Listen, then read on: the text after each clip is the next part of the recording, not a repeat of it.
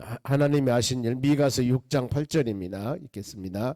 사람의 주께서 선한 것이 무엇임을 내게 보이셨나니 여호와께서 내게 구하시는 것은 오직 정의를 행하며 인자를 사랑하며 겸손하게 내 하나님과 함께 행하는 것이 아니냐. 아멘. 오늘 같이 보실 하나님은 다니엘서 4장입니다. 다니엘서 4장 10절에서 18절까지 8절 말씀을 같이 교독하겠습니다. 다니엘서 4장 10절에서 18절까지입니다. 1238조 10절 제가 읽겠습니다. 내가 침상에서 나의 머릿속으로 받은 환상이 이러하니라. 내가 본즉 땅의 중앙에 한 나무가 있는 것을 보았는데 높이가 높더니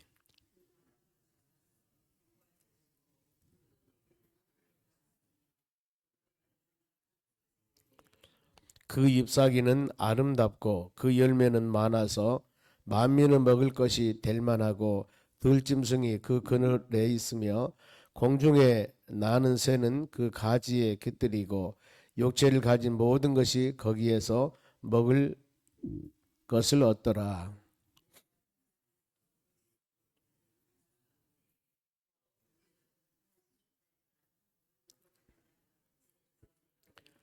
그가 소리질러 이처럼 이르기를 그 나무를 베고 그 가지를 자르고 그 잎사귀를 떨고 그 열매를 해치고 들짐승을 그 아래 떠나게 하고 새들을 그 가지에서 쫓아내라.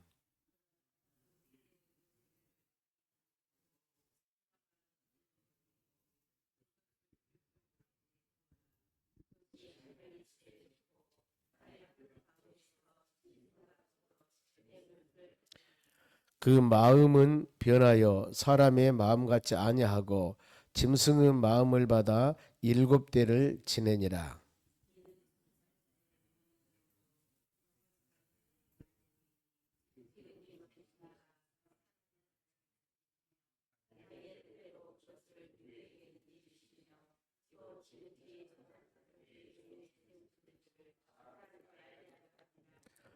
같이 읽습니다. 나 느부갓네살 왕이 이 꿈을 꿨나니 너 베드사사라 그 해석을 밝히 말하라.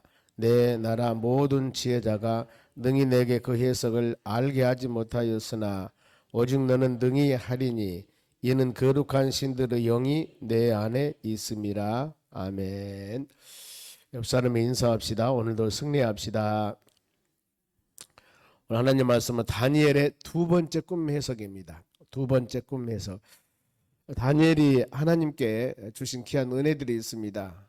다니엘과 젊은 소년들이 바벨론 포로 잡혀갔는데 그들에게 특히 지혜와 총명을 많이 주었지만 다니엘에게는 꿈과 환상을 해석하는 능력을 주었습니다. 특별히 이런 능력을 주었고 더 나가서 뿐만 아니라 10배, 10배나 되는 데 권능을 주었습니다. 다니엘에게 특별한 하나님이 능력을 주었습니다. 그래서 다니엘이 바벨론 포로 잡혀가서 느부갓네살 왕 때 하나하나 모든 왕의 그 번민과 고통스러운 꿈을 해석함을 통하여서 날이 가고 달이 갈수록 높아지는 겁니다. 하나님이 많은 사람들을 세우시는 것이죠. 그래서 두 번째 꿈은 보면은 4장 4절 말씀 봅니다. 나 느부갓네살이 내 집에 편히 있을 때 내 궁에서 평강할 때 지금 편히 집에서 쉬고 있는데 갑자기 꿈을 꿉니다. 보면은 5절에 한 꿈을 꾸고 그로 말미암아 들어와였으니 내 침상에서 생각하는 것과 머릿속으로 받은 환상으로 말미암아 번민하였더라. 고민합니다. 전에도 꿈을 꾸어가지고 해석하지 못하고 얼마나 힘이 들었는지 모릅니다. 전에 2장 32절 말씀 보면은 머리는 우상의 머리는 금이요 가슴은 두 팔은 은이요 배와 넙떡자리는 노시고 막 이런 꿈. 그 종아리는 새요 그 발 얼마는 새요 얼마는 진흙이었더라. 근데 이때는 이 꿈을 꾸고 나서 얼마나 고통스러웠는가. 그 수사들이 와서 꿈을 해석했지만 못했습니다. 그러다 수사들이 뭐라고 하냐면은 왕이 꿈을 좀 얘기해 보십시오. 그러면 우리가 해석해 보겠습니다. 그런데 왕은 가르쳐 주들 안 해요. 그러면서 뭐라고 얘기하냐면은 아니 꿈을 해석한다는 놈들이 내가 꿈도 모르냐 이렇게 말하는 거예요. 그러니까 황당하죠. 그런데 왕어명이라 대체나 맞기는 맞지 않습니까? 꿈을 해석한다는 사람이 내가 무슨 꿈을 꿨는데 그것도 모르냐. 그러면서 다그치니까 방법이 없습니다. 그런데 다니엘이 해석을 하지 않아요. 보면은 앞으로 역사적으로 세계사가 이렇게 일어나갈 것인데 하나님의 주권, 하나님의 모든 세상을 다스리는 하나님이시다. 이걸 지금 해석을 통해 쭉 말씀을 합니다. 자, 그리고 본문에서는 역시 범인하고 있을 때 이때 또 그 나라의 술사들에게 부탁을 합니다. 내가 이런 꿈을 꿨는데 너희들 꿈 좀 해석해 볼래? 그랬더니 7절에 그때 박수와 술객과 갈대아 술사와 점쟁이가 들어왔으므로 내가 그 꿈을 그들에게 말하였으나 이제는 말한 거예요. 전에는 말하지 않았습니다. 이번에 말하는 겁니다. 내가 그 꿈을 그들에게 말하였으나 그들이 이 해석을 내게 알려주지 못하였느니라. 모르는 거예요. 꿈 해석을 못합니다. 그러니까 이때 누가 등장합니까? 다니엘이 등장하지 항상. 그래 여러분, 우리가 무슨 일을 행할 때마다 믿음의 사람들은 잠잠히 기다리고 있으면은 하나님의 때가 있습니다. 그렇죠. 하나님의 때가 있어서 더 처음에 시작한 것보다도 나중에 시작한 것을 훨씬 더 높이 세우신 것입니다. A라는 사람이 무슨 일을 행했는데 못했어요. 그런데 내가 그걸 하고 싶은데 믿음의 사람인데 가만히 잠잠히 있으면은 때가 되면 그를 통해서 높여준다 그 말입니다. 그래서 이 전도 3장 말씀과 같이 만사는 기한과 때가 있다. 하나님이. 그러니까 여기서 처음에 다니엘을 와서 꿈을 전에도 꿈 해석했으니까 네가 해봐. 그랬으면은 이렇게 다니엘이 빛이 안 나타나죠. 그런데 먼저 술사 점객들에게 와서 해보니까 몰라 그들은 또 다니엘이 등장하지 않습니까? 그런 가치가 있지 않습니까? 그들이 세상 지식과 세상 방법과 세상 우상과 별것을 통해서 해봤지만은 해석을 못하는데 하나님의 사람 다니엘이 나타나 7절 보면은 8절입니다. 그 후에 다니엘이 그 앞에 들어왔으니 그는 내 신이 그의 이름을 따라 베드사살이라 이름한 자 다니엘의 이름입니다. 그 안에는 거룩한 신드르 영이 있는 자라. 내가 그에게 꿈을 말하 이르니라. 그러니까 왕도 인정합니다. 다니엘은 거룩한 신, 즉 하나님의 영, 우리가 말하는 성령. 하나님의 영이 있는 사람이기 때문에 성령은 그렇죠. 요한복음 14장 26절 말씀 보면은 생각나게 하고 깨닫게 하는 것이 성령의 사역이에요. 더 나가서 장래 일도 가르쳐 주는 것이 성령의 사역입니다. 그런데 그 하나님의 영, 신들의 영이라고 하지 않습니까? 하나님의 영이 있는 다니엘이 그것을 지금 해석을 합니다. 그러면 9절에 박수장 베드사자라 너희 안에 거룩한 신들의 영이 있은즉 왕도 알지 않습니까? 전에 해석했으니까 어떤 은밀한 것이라도 너에게 어려운 것이 없는 줄을 내가 아노니 내 꿈에 본 환상의 해석을 내게 말하라. 이때 이제 왕에게 인정을 받습니다. 너는 네가 지금 마음속에 갖고 있는 그 영, 하나님의 영, 거룩한 영, 그 영이 너는 다 모든 것을 알게 하니 그러니까 하나님 이 느부갓네살 왕이 인정을 하는 사람이에요. 앞으로 그러냐 국사를 해결하든가 모든 일 어려울 때마다 누구? 이 다니엘에게 물어보겠죠. 모든 것을 다 아는 사람이니까. 사람이 세상을 살면서 인정받는다는 것은 쉬운 일이 아닙니다. 그런데 반드시 기한과 기회와 때가 있습니다. 그래서 우리는 어느 때든지 하나님 우리를 사용하고 하나님 우리에게 은혜를 주었을 때 이 때를 위합니다. 그때 지나가면은 아무리 금빛같이 빛나는 것이라 할지라도 무용지물이에요.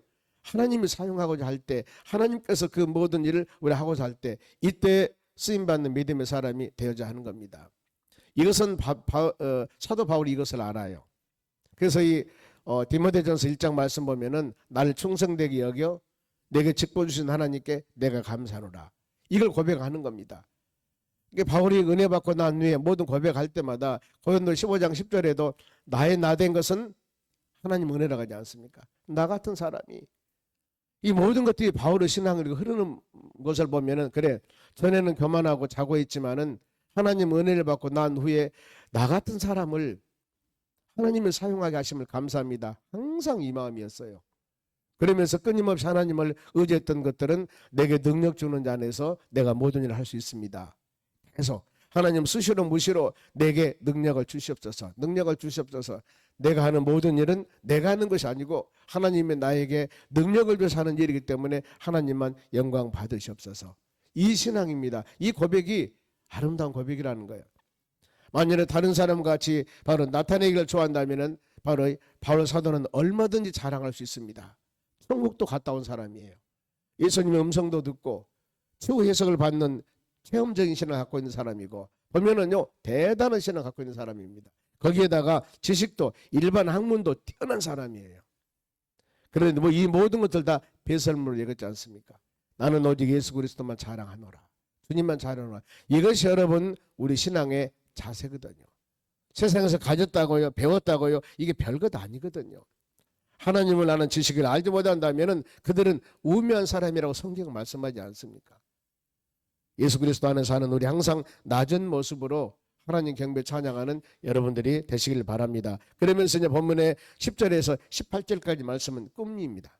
꿈 이야기인데, 꿈 봅니다. 10절, 내가 침상에서 나의 머릿속으로 받은 환상이 이러하니라. 꿈 얘기하는 거예요. 다니엘에게.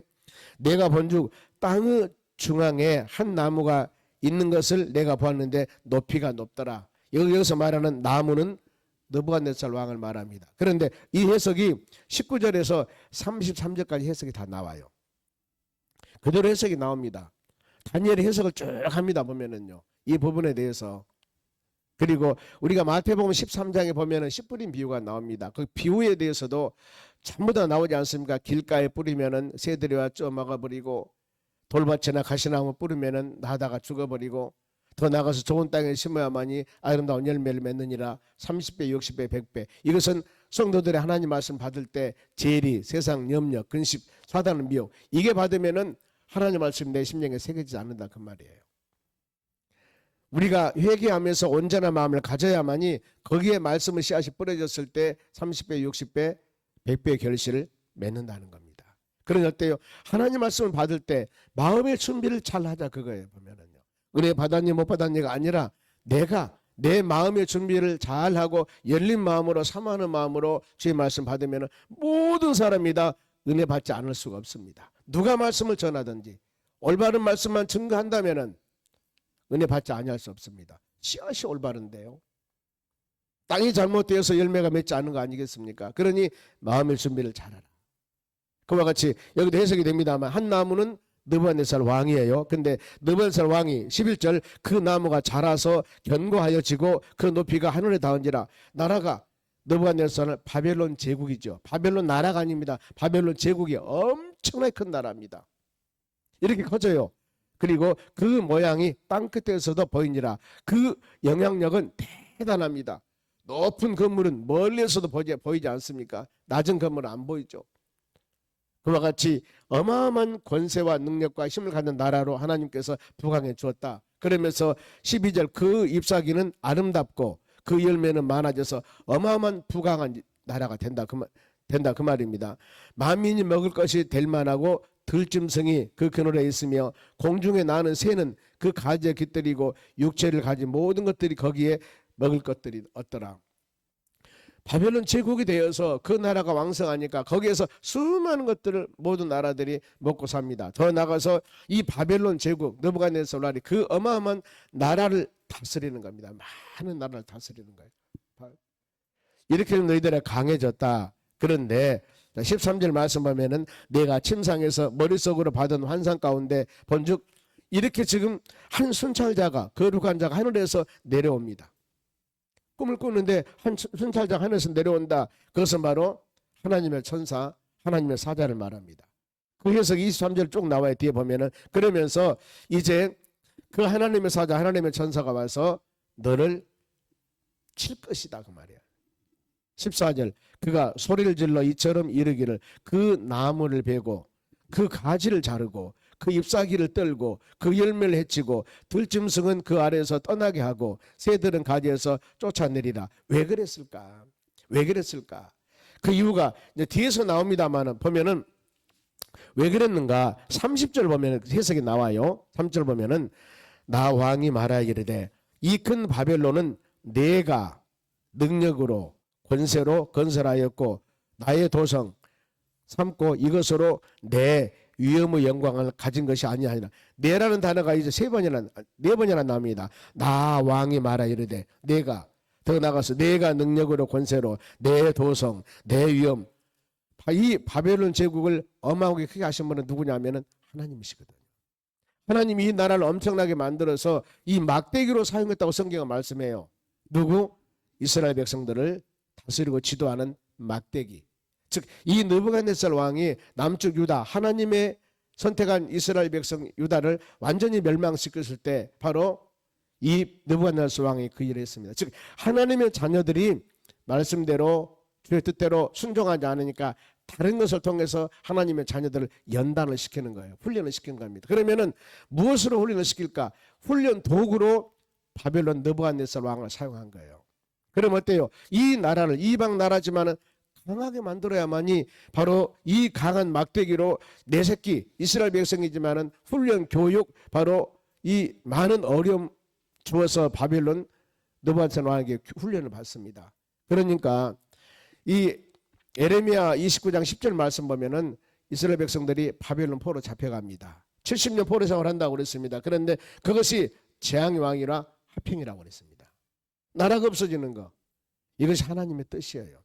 자, 믿음의 사람들 여러분들이 나 성경 말씀과 믿음 안에 온전히 살아가는데 믿음의 사람 교회에서 신실하게 신앙생활 잘하는데 엄청난 고통과 은혜가 임해요. 왜 그럴까?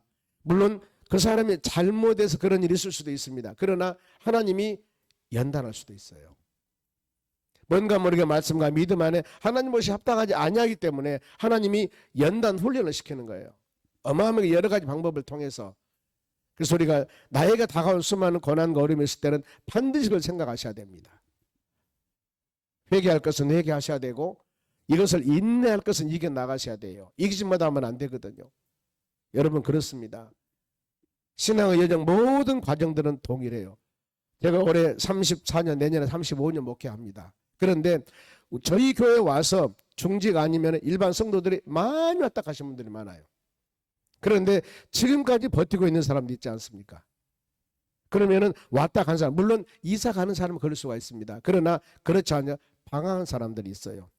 예수 안 믿고 돌아다니는 사람들. 그러면 그들이 왜 교회를 떠났을까? 이유가 있거든요. 이유가 있습니다. 그러면은 다른 사람들은 왜 안 떠나고 있을까? 이거 생각해 보셔야 됩니다. 모든 신앙생활은 여러분 동일해요. 얼마나 버티고 믿음으로 이겨나갔느냐가 중요하거든요. 저도 한 35년 목회하면서 할렐루야 아멘만 했을까요? 한 두 번 정도는 목회를 그만둘 생각한 때가 있었습니다. 있는 거예요 그 상황이요. 아니 목사님이요? 있었다니까요. 이런 과정들이 다 있는 거예요. 그래서 후배들한테 얘기를 합니다. 어려웠을 때 버텨라. 버티는가 버티지 못하는가 인내하는가 인내하지 못하는가에 따라서 모든 승패는 갈라지는 거거든. 저는 그렇게 생각을 합니다. 그 모든 과정들을 이겨내야만이 그 단계를 넘어야만이 다음 사람이 될 수가 있거든요. 그러지 못하면 그 사람 믿음은 거기까지입니다. 우리가 이런 모습 볼 때마다 그렇구나. 그래서 연세 드시는 할머니들이 새댁들이 막 그냥 도장을 찍어야 되겠다 못 살겠다 그러면은 뭐라고 합니까? 조금만 참어. 이 말이 답이거든요. 조금만 참으면 되는 거예요. 다 누구나 그런 과정은 있습니다. 그럼 이것을 겪지 못하고 인내하지 못하면은 거기까지거든요.